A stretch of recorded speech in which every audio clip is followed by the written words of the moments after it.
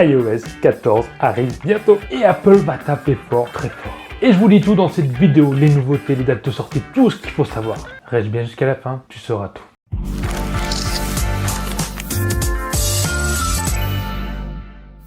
Salut à toi, j'espère que tu vas bien. Comme tu l'as compris, on va regarder les dernières nouveautés, toutes les rumeurs sur iOS 14 de chez Apple. Mais juste avant que je te dise tout, il va falloir que tu cliques sur le petit pouce bleu juste en dessous. Et aussi t'abonner avec la cloche de notification. Sinon tu seras censuré et la vidéo va s'arrêter, tu ne verras plus rien. Allez, on est parti. Pour ceux qui utilisent Apple depuis toujours, les grands fans de la pomme, ils ont connu iOS 13, ils le connaissent encore, tu me diras, mais avec tous ces bugs aux dates de sortie. Il y a eu pas mal de problèmes de fluidité, des bugs, mais Apple a réagi plutôt vite parce qu'ils ont quand même sorti pas loin de 8 mises à jour en seulement 2 mois. Chapeau Apple. On sent que vous avez envie de faire bien. On peut dire qu'Apple fait tout pour corriger ses erreurs, même s'ils ont mis un peu de temps, mais ils l'ont fait. Autant vous dire qu'Apple, pour iOS 14, ne veut plus vivre cet enfer de bugs de fluidité et ils ont clairement misé sur un système d'exploitation stable. Ah ouais, ils ont tout mis là-dedans. Il y aura des innovations, je vais vous en parler juste après, mais ils visent cette année un iOS 14 très stable. Ils ne feront pas deux fois la même erreur. C'est un peu logique, quoi. Et même si cela prime sur des nouvelles fonctionnalités, je les comprends. Je le comprends. Alors la toute nouvelle mise à jour iOS 14 devrait être dévoilée au WWDC numérique, où j'ai pas pris l'accent anglais, qui aura lieu donc en début juin, comme toutes les années, par la firme Cupertino, et qui devrait donc être disponible en septembre avec ce fameux iPhone 12. 12 Pro, 12 Max. Alors même si beaucoup d'infos ont fuité, c'est vrai ces derniers temps sur l'iOS 14, faut dire qu'on n'a pas de réel screenshot officiel de ce système d'exploitation. Donc on va partir sur toutes des rumeurs qui devraient être plus ou moins proches de l'iOS 14. Mais j'ai trié les meilleurs pour vous, on y passe tout de suite. Premier concept, signé par Ortolani. Il a imaginé tout simplement des widgets directement intégrés sur l'écran d'accueil, comme des icônes avec des tailles différentes. Si on en croit les rumeurs, la firme Cupertino pour la première fois développerait des vrais widgets pour l'écran d'accueil iPhone et iPad. On a l'application météo qui devrait faire environ 2 fois la taille d'une application standard, tout simplement pour pouvoir afficher en direct les informations de la météo. Franchement, il était temps quand même. Mais c'est pas con. Par contre, l'application widget d'activité représente un icône quand même bien plus grand, bien plus large, qui affiche l'anneau d'activité de la journée, tout simplement. Vous en pensez quoi? Franchement, vous en pensez quoi de ces premières rumeurs? Mettez-le-moi en dessous, ça vous plairait, ça vous plairait pas, c'est une bonne question, j'aimerais bien avoir vos réponses en dessous.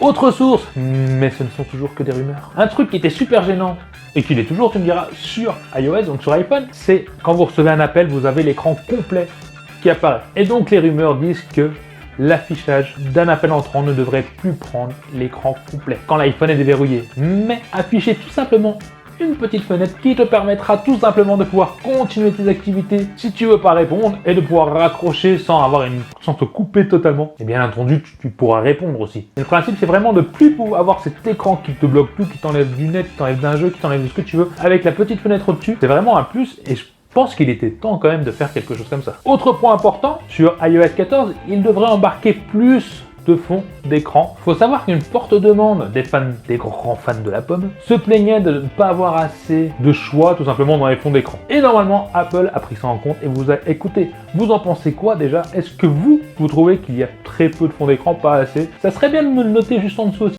Et vu que la pomme écoute ses fans, normalement, il devrait y avoir des catégories comme paysage, comme espace, comme fleurs, comme campagne. Je vais pas tout citer non plus. En tout cas, il y aura beaucoup plus de choix sur les fonds d'écran et là-dessus, tous les gens qui se plaignaient devraient être quand même pas mal contents. Je pense qu'ils ont misé gros. Après, c'est que des fonds d'écran, tu peux les trouver autrement. Mais c'est pas tout, j'en ai d'autres quand même.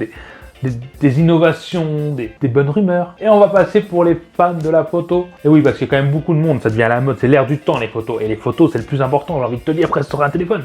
Eh ben, Apple, bah oui, Apple, ça reste une rumeur, je me répète, je préfère. Il développe une option en plus sur les photos, qui te permettra simplement de pouvoir partager à la communauté Apple toutes les photos que tu prends directement avec cette option. Où est l'intérêt là-dedans? Eh ben, c'est pas tout, parce que vous allez simplement participer à des concours et des compétitions d'humeur cliché prises par un iPhone. Après, allez savoir s'il y a des cadeaux, des trucs comme ça, j'en sais rien. J'aime bien cette idée. Vous, j'en sais rien. Une autre option qui devrait faire son apparition, qui est quand même pas mal, et je pense attendue par beaucoup de monde, c'est le Slide View. Pardonne-moi pour cet accent anglais. Cette application permettra tout simplement d'afficher 2 applications en même temps sur le même écran. Tu choisis celle du haut, tu choisis celle de bas, tu peux bosser tout en écrivant à quelqu'un, etc. ou lire un article, comme tu veux. Une option qui existe déjà sur iPad et sur Android depuis longtemps, mais qui n'était pas encore mise à jour pour iPhone. Ensuite, on passe sur une option qui, pour moi, aurait dû être là depuis très longtemps. Et franchement, c'est obligé que ça sorte sur iOS 14. Excusez-moi d'avance pour l'accent. C'est le Highway Home Display. J'espère que je l'ai bien dit.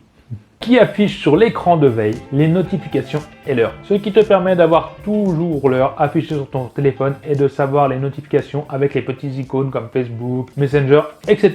Ce que Android propose depuis quand même pas mal d'années grâce aux écrans AMOLED de chez Samsung qui consomment presque que dalle avec cette option. Alors tout cela promet des innovations, on va dire, super intéressantes pour iPhone, pour Apple en général. Surtout pour la sortie de l'iPhone 12. D'ailleurs, si tu veux avoir des informations, j'ai fait une petite vidéo là-dessus, juste là.